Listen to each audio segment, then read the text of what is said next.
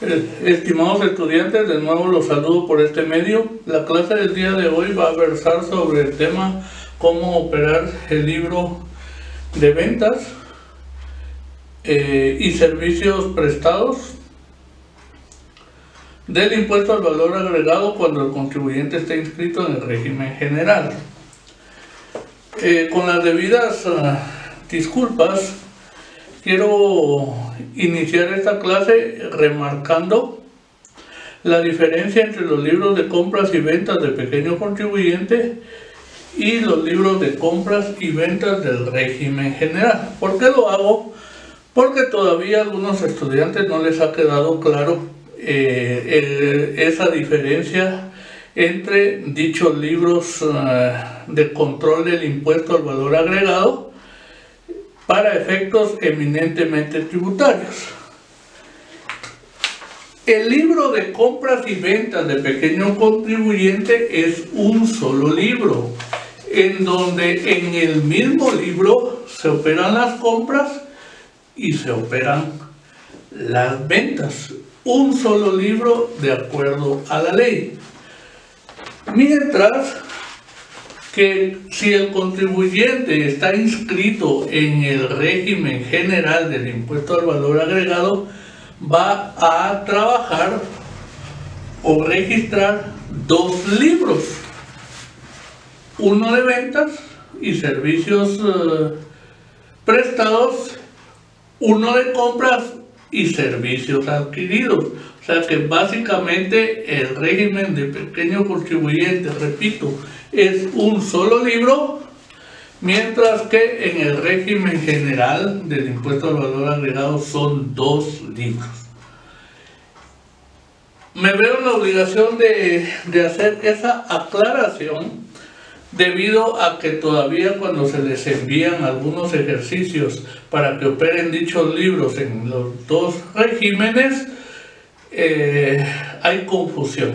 Entonces espero que con esta explicación quede claro cuándo debemos operar dos libros, uno de compras, uno de ventas, y cuándo debemos operar un solo libro, que en el mismo libro se registran compras y ventas, y este es el caso de cuando el contribuyente está inscrito en el régimen de pequeño contribuyente.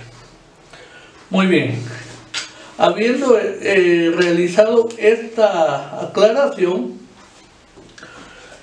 el día de hoy vamos a trabajar y voy a tratar de explicar cómo se opera el libro de ventas y servicios prestados cuando el contribuyente está afiliado o inscrito al régimen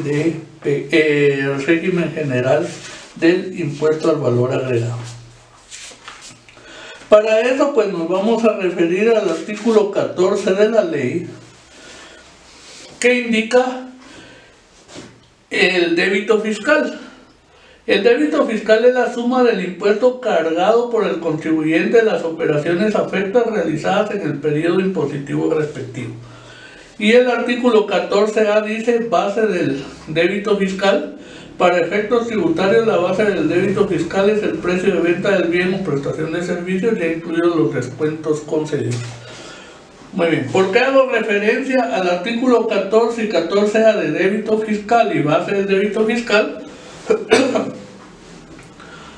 Porque para operar el libro de ventas y servicios prestados vamos a registrar los débitos fiscales.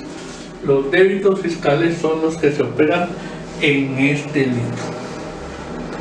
Así también es importante que ustedes tomen como base legal el artículo 29 de la ley del impuesto al valor agregado, que indica los documentos obligatorios. Los contribuyentes afectos al impuesto de esta ley están obligados a emitir con caracteres legibles y permanentes o por medio electrónico para entregar al adquiriente, y a su vez es obligación del adquiriente exigir y retirar los siguientes documentos: facturas por ventas, permutas, arrendamientos, retiros, destrucción, pérdida o cualquier hecho que implique faltante del inventario.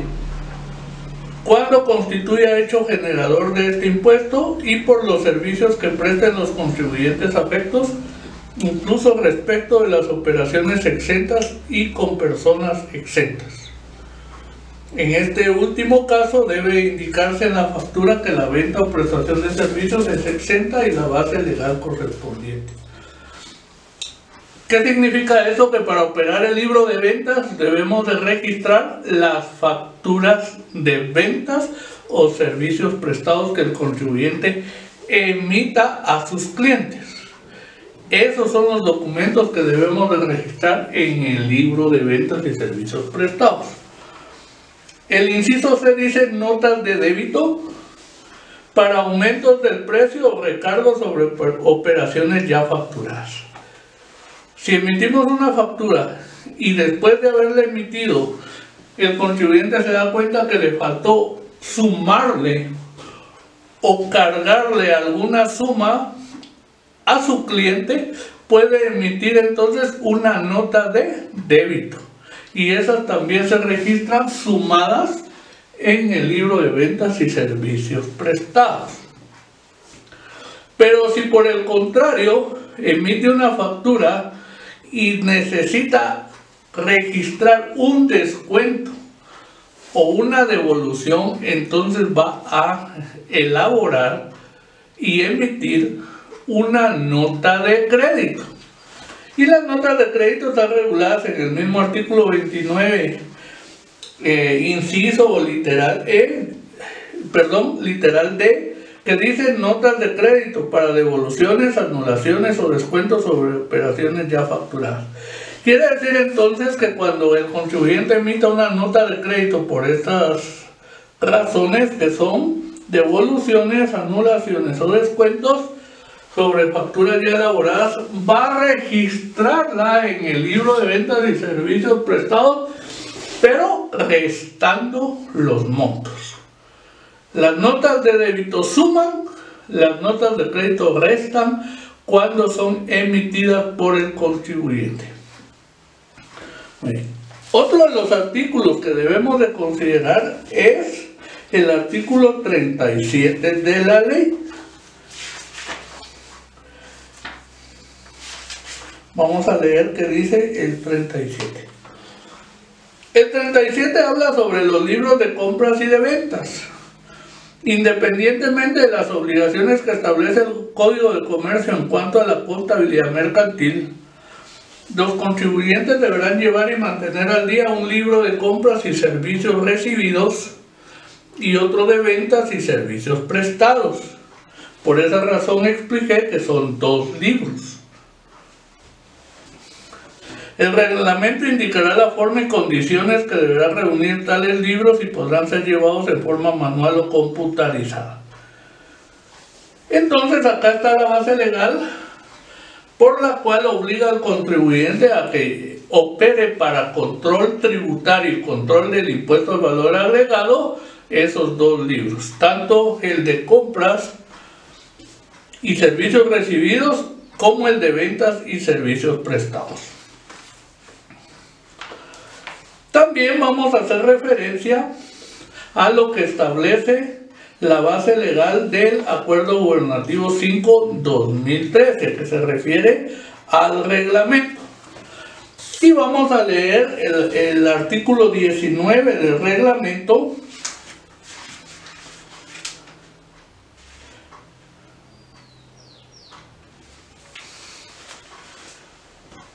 y ese artículo dice determinación del débito fiscal. Ahora, recuérdense que cuando tenemos una factura y necesitamos determinar el débito fiscal, ¿qué es lo que hacemos? Una operación matemática y decimos el monto de la factura dividido 1.12 por el 12% y eso nos da el monto del IVA. Pues, ¿cuál es la base legal para hacer esa operación? Está regulada en el artículo 19 del reglamento de la ley del IVA y dice determinación del débito fiscal. El débito fiscal mensual se determina de la siguiente manera. 1. El total de las ventas o servicios grabados se divide entre 1.12 para determinar la base imponible. Dicha base se multiplica por 0.12, obteniendo así el impuesto.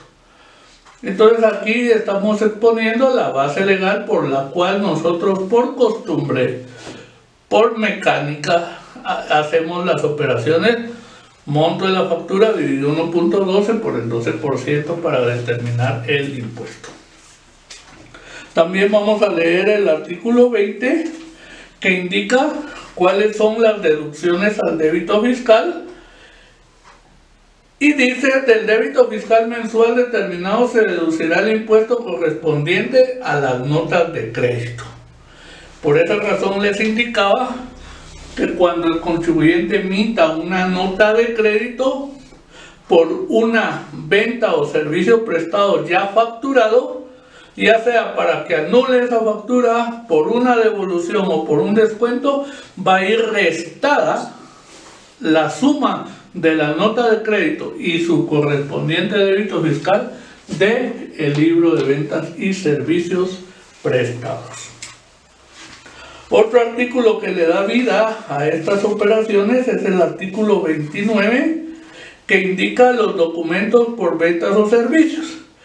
Este artículo lo que detalla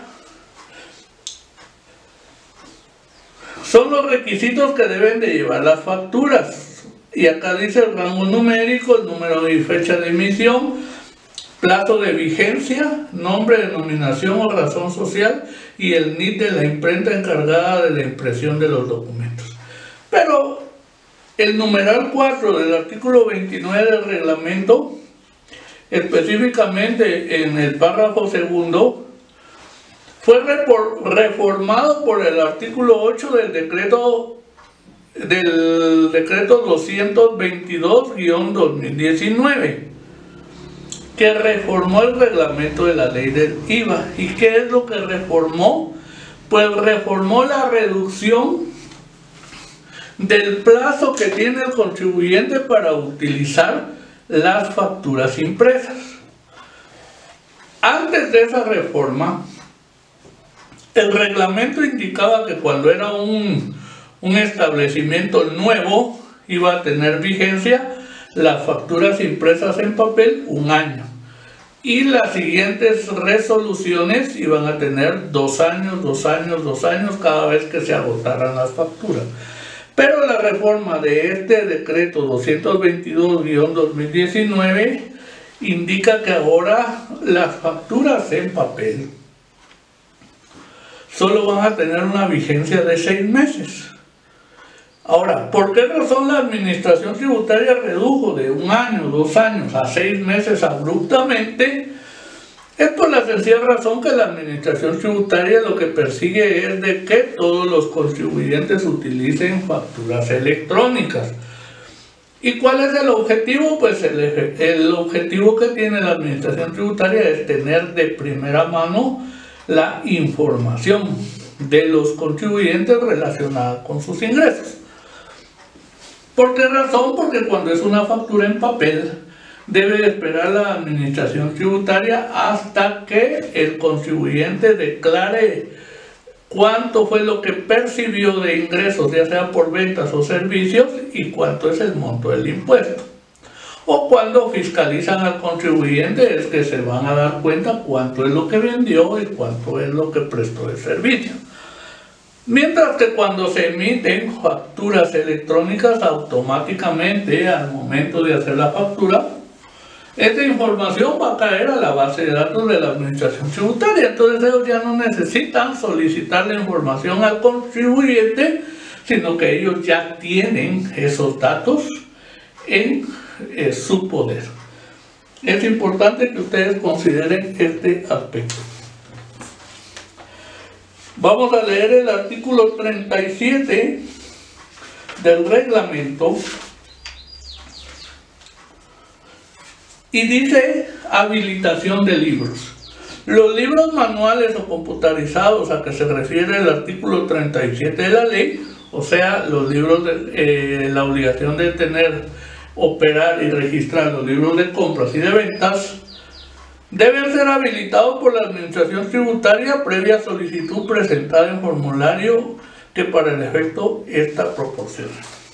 Actualmente el formulario se debe de llenar en el sistema de Declaraguate, en buscar el formulario de habilitación de libros, pero para poder generar este tipo de formularios es necesario que el contribuyente tenga su contraseña de agencia virtual. Su usuario y su contraseña de agencia virtual, porque de lo contrario no puede habilitar libros. ¿Cuánto es lo que se va a pagar de habilitación? Recuérdense que se pagan 50 centavos de habilitación por impuesto de timbre. Y por último vamos a leer el artículo 39 del referido reglamento, que habla sobre el registro del libro de ventas y servicios prestados. En el libro de ventas y servicios prestados debe registrarse en el orden cronológico como mínimo los datos siguientes. Acá dice serie, entonces en donde dice documento podemos poner la serie. Por ejemplo, que emitimos las primeras 2 facturas, entonces sería la A, si tiene la serie A, 01 a la A02. Lo que estamos haciendo ahí es anotando lo que establece el artículo 39 del reglamento, que indica serie y número de factura. Serie, número de factura, serie, número de factura. También indica que se debe anotar la fecha de la factura. Si acá vamos a trabajar el mes de julio del año 2020, vamos a suponer que estas facturas se emitieron el 1 de julio. Entonces ahí ya estamos anotando la fecha de la factura en cumplimiento con los requisitos mínimos que establece ese artículo. Y debe de indicar qué tipo de factura es el que vamos a registrar. ¿Y cuáles son los documentos que podemos registrar en el libro de ventas y servicios prestados? Entonces, si es una factura, si es una nota de débito o una nota de crédito. Son los documentos que podemos registrar en el libro. Y también, en el caso de que esta entidad o contribuyente emita o sea exportador, entonces puede anotar facturas de exportación, que son facturas distintas a las facturas normales que se emiten cuando las transacciones son en el mercado nacional o en el territorio nacional. El numeral 2 del artículo 39 del reglamento indica que se debe de anotar el NIT y nombre completo del comprador. Entonces, si el contribuyente tiene NIT, entonces le vamos a anotar el número que tiene el contribuyente. Si el contribuyente no tiene NIT o no quiere darlo, entonces podemos anotar las letras CF, o sea, consumidor final. Eso es lo que tenemos nosotros que registrar. Y dice que debemos de anotar el nombre completo del comprador. Entonces, por ejemplo, en este caso es factura A1, A2, no le podemos, por cuestión de espacio, anotar los NIT de los dos contribuyentes o clientes, y por lo tanto se acostumbra a ponerle NIT varios y clientes varios. Eso es lo que generalmente hacemos.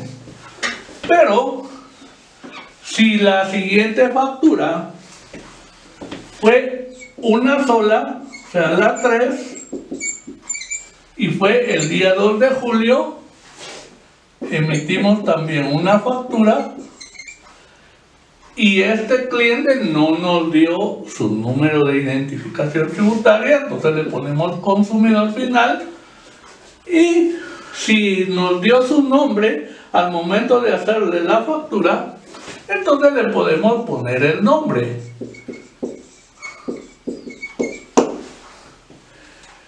Si el siguiente día emitimos también una sola factura, la A4, que es el día 3, emitimos una factura, pero este cliente sí tiene NIC, entonces lo anotamos y anotamos también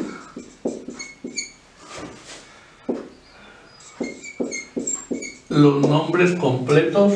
Acá solo estoy poniendo un nombre y un apellido, porque lamentablemente también por costumbre solo no anotamos los datos completos a la hora de hacer las facturas. Y acá dice que hay que anotar el nombre completo del comprador. Por lo tanto, es recomendable también de que cuando nosotros hagamos una factura solicitemos el nombre completo del cliente.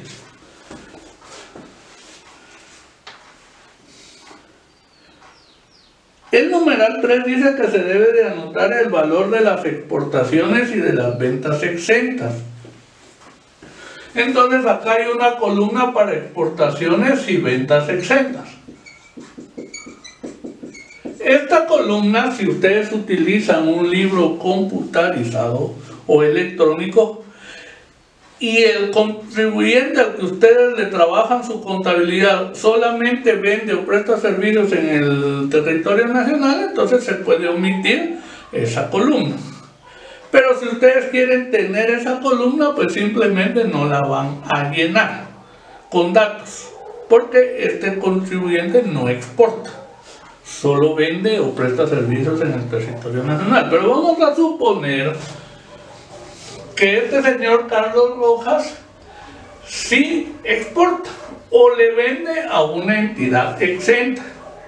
Entonces lo que tiene que hacer es anotar el monto. Por ejemplo, la factura es de 1000 quetzales y no tiene débito fiscal. ¿Por qué razón? Porque es una exportación o es una venta exenta. Vamos a suponer también que Enrique Robles compró medicamentos genéricos. También es una venta exenta. Recuérdense que no tiene débito fiscal. Vamos a hablar que son 2000 quetzales y no tiene débito fiscal. Los montos que anotemos acá en las exportaciones o ventas exentas, bienes y servicios, no deben de tener incluido el IVA. Quiere decir entonces que estos montos ya representan la base imponible. Y recuérdense que para obtener la base imponible, el monto de la factura lo dividimos dentro de 1.12 en el caso de que sean ventas o servicios prestados grabados. Si son exentos, entonces no tendría que tener el IVA incluido porque no se le está cobrando IVA, y por lo tanto tampoco tendríamos que hacer esa operación matemática. El siguiente numeral dice precio neto, sin incluir el impuesto. De las ventas de bienes y servicios prestados, en el caso de pequeños contribuyentes, el precio neto será equivalente al monto de la factura. Acá no estamos hablando de pequeños contribuyentes, por lo tanto el precio neto sería el monto sin incluir el impuesto en las ventas o servicios prestados. Vamos a poner otro ejemplo. La A05 fue emitida el día 4, también fue una factura, no tenía o no nos quiso dar el NIC, tampoco nos quiso dar el nombre, entonces le tendríamos que poner consumidor final. Y es una venta grabada de 100 quetzales. Por lo tanto, 100 de la venta, 0 del servicio. ¿Cuánto es el total de la factura? 100 quetzales, sin incluir el IVA, mejor dicho, y el débito fiscal serían 12 quetzales. Así operaríamos en cumplimiento de una vez al numeral 4 y al numeral 5, que dice IVA débito fiscal correspondiente a las ventas y prestación de servicios excepto en el caso de pequeños contribuyentes, pero repito, no estamos viendo el régimen de pequeños contribuyentes. Muy bien. Pero ¿qué pasa si la factura A3 emitida a Enrique Robles de 2,000 quetzales va a ser objeto de un descuento de 200 quetzales? Entonces lo que tienen que hacer ustedes, por ejemplo, es la B1, fecha 5, el tipo de documento es nota de crédito, ya no sería factura. La emitimos a nombre de un consumidor final, pero que sí nos dio el nombre, Enrique Robles. Y por lo tanto lo que vamos a hacer acá es anotar restando la nota de crédito. En este caso son 200 quetzales y no va a tener débito fiscal porque la operación fue exenta. Pero vamos a poner un ejemplo de una nota de débito de esta factura.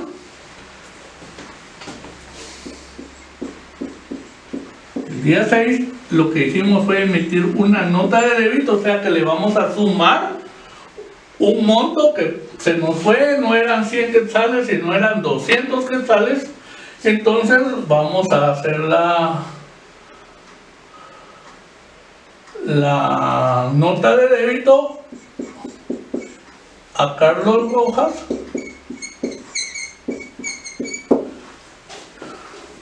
por otros 100 quetzales y por lo tanto otros 12 quetzales de débito fiscal. Entonces lo que estoy haciendo acá es poner un ejemplo que si fuera nota de crédito rebajamos los montos y si eso es una operación grabada rebajaríamos el débito fiscal. Si es una nota de débito,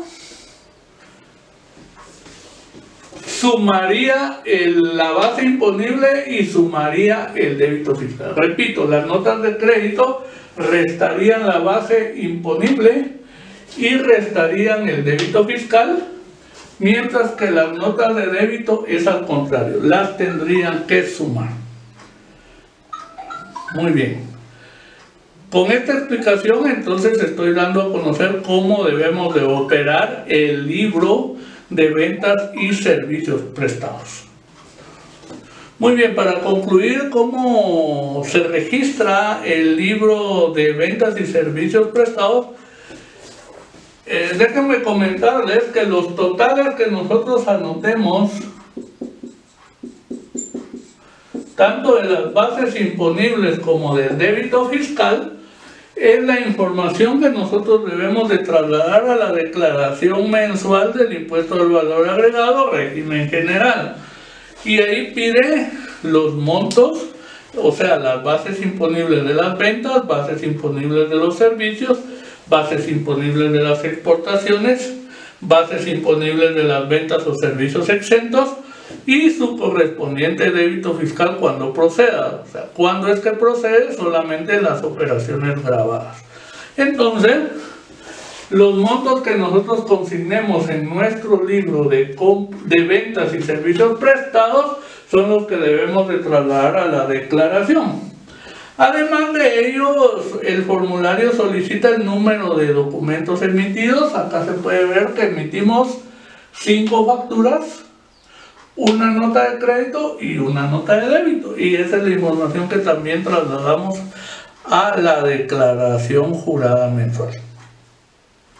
Ese sería el procedimiento y también es importante que yo les mencione, acá está el nombre o razón social.